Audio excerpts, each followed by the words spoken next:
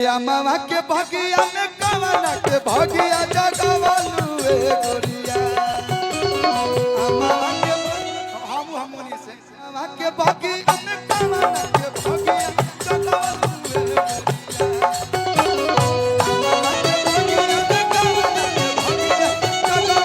ए गोरिया अरे कहां में ओढ़नी बिछवलू की दगिया लगवलू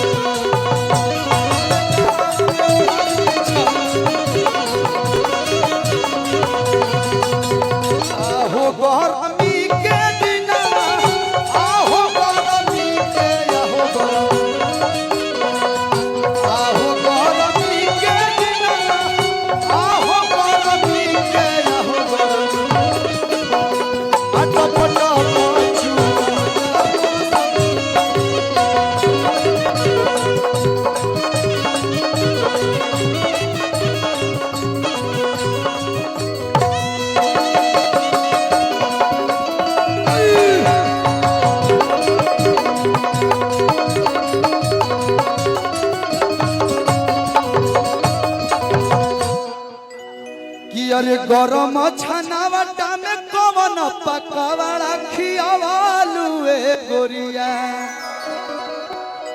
ये डिम्पल जी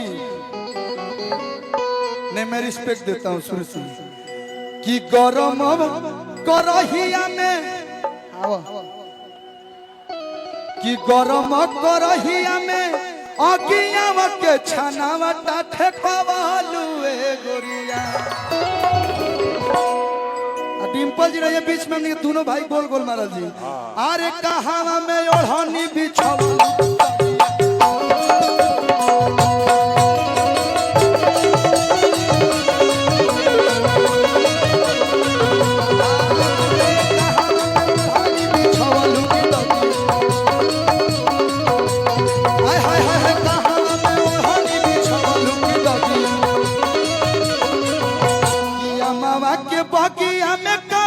के भगिया जगवालू ए गोरिया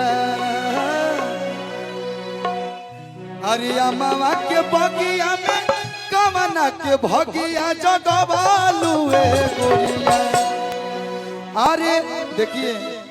ये तो हरी हरी ओढ़नी छोड़ी थी कि गाना आई यो काज ने कहा छोड़ रही वही कोई गाना बा अरे कहां में ओढ़नी बिछवलू की दगिया लगवलू ए गोरिया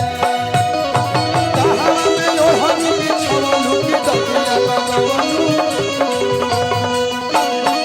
मामा के भगिया में कवना के भगिया जगवलू ए गोरिया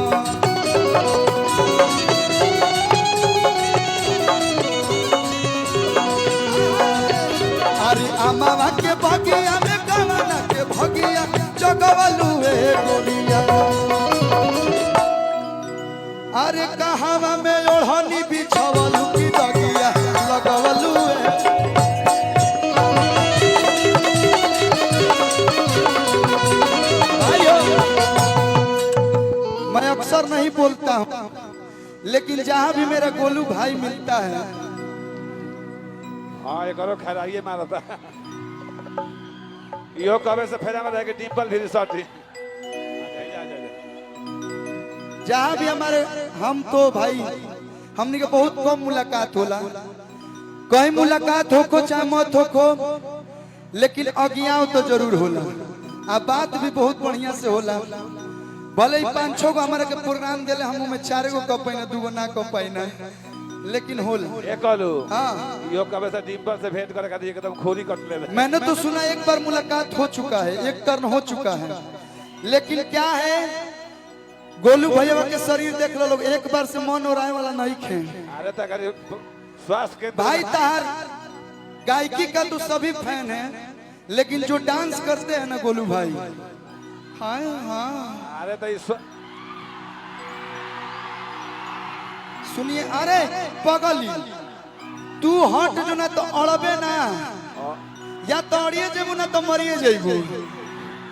हट हट होने से तन डिम्पल जी के साथ है हट जा सीट पे जा तो पिछुटा जेबू कि अरे